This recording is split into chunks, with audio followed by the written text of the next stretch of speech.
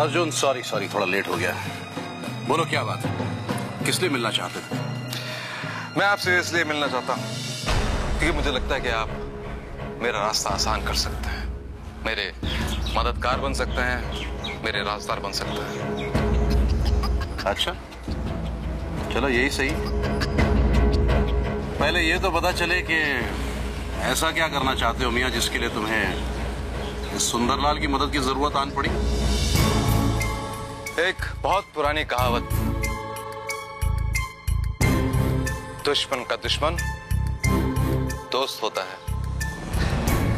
आप भी मानस से बदला लेना चाहते हैं और मैं भी। हाँ बदला तो लेना चाहता हूँ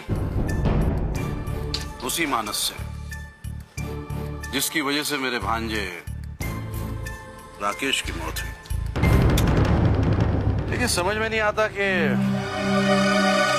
कौन सा रास्ता इख्तियार करूं, उससे बदला लेने के लिए कौन सा हथकंडा अपनाऊं।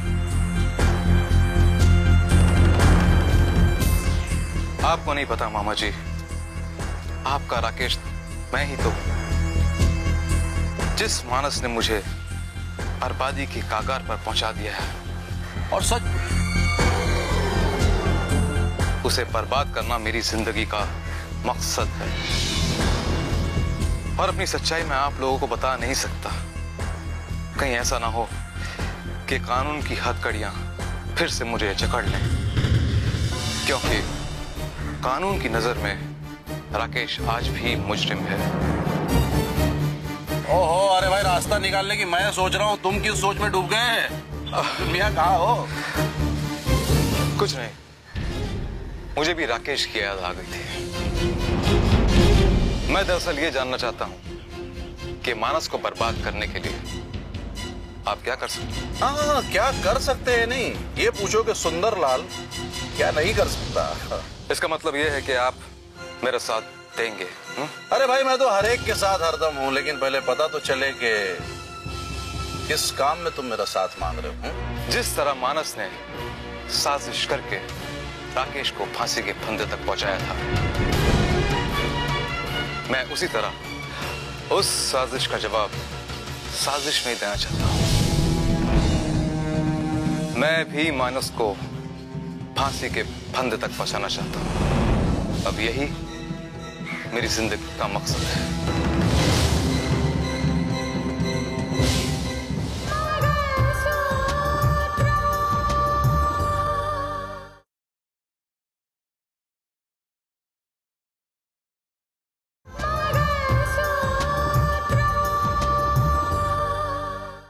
मैं भी मानस को फांसी के फंदे तक पहुंचाना चाहता हूं। अब यही मेरी जिंदगी का मकसद है। जिन सवालों का जवाब राकेश के माता पिता को नहीं मिला, अब वो सारे सवालों के जवाब मैं दूंगा, अगर आप मेरा साथ दें तो। अरे भाई मैं तो कदम ब कदम, हर वक्त, हर जगह, हर लम्हा तुम्हारे साथ हूं। बस आवाज देकर देखो, ये सुंदरलाल तुम्हें बंसी बजाता हुआ हाजिर है। सच पूछो तो मेरे दिल में जो आग लगी हुई है ना, उसे ठंडक तभी पहुंचेगी, इस दिल को सुकून तभी पहुंचेगा जब मैं उस मानस को फांसी के तख्ते पर चढ़ता हुआ देखूं। आएगा, बहुत जल्द वो दिन आएगा जब मानस को सजाए मौत सुनाने वाला कोई और नहीं, जस्टिस आदित्य प्रताप होगा।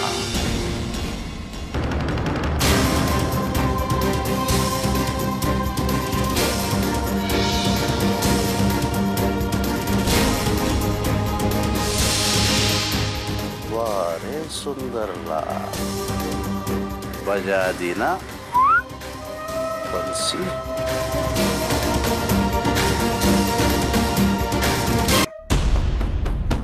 सुंदरलाल बोल रहा हूं। सुंदरलाल, ये कौन सा नंबर से फोन कर रहे हो तुम? अनगिनत प्रवृत्तियों के मनुष्य के नंबर भी अनेक होते हैं। और क्यों ना हो, तुम्हारी बहू ने जीना जो हराम कर दिया हमारा। क्या कह रहे हो तुम? वही जो तुम सुन रही हो। पता नहीं किस खुशफहमी में जीती रहती है वो, और क्या सोचती है कि मेरा फोन टैप करके वो मुझ तक पहुंच जाएगी। मैंने नंबर ही बदल दिया। खैर बताओ किस लिए फोन किया है? इसलिए कि तुम कहीं उस ऋतिका से डर तो नहीं गई हो? नहीं मतलब उमूमन ये देखा गया है ना कि तुम्हारे अंदर हारने वाली बात तो कोई है नहीं, ना डर पैदा होने वाली बात कोई है। फिर ये अचानक तुम्हारा सर कैसे झुक गया उसके साथ? हाँ? सुंदरलाल, बहुत मान सम्मान के साथ उसे घर में लाया गया था। अब उसे बाहर निकालने के लिए कुछ करना तो होगा ना। और वो दिन दूर नहीं कि वो घर से बाहर होगी। सुंदर वक्त का इंतजार नहीं करता, वक्त सुंदर का इंतजार करता है। खैर, अगर तुम हमारे साथ हो तो हम वैसे ही तुम्हारे साथ हैं। मैं सिर्फ ये जानना चाहता हूं कि तुम इस बारे में पता करो कि उस राकेश के लिए किस हद तक फिक्रमंद है।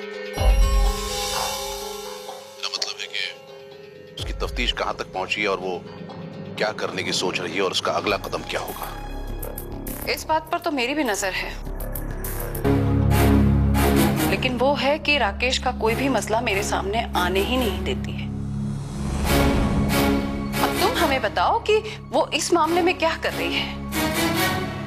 तुम्हारी बात कहीं हमारे लिए ऋतिका के इस घर से विदाई की वजह बन जाए।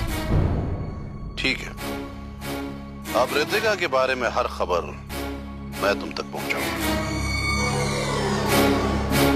बाय। Okay, bye Sundarlal.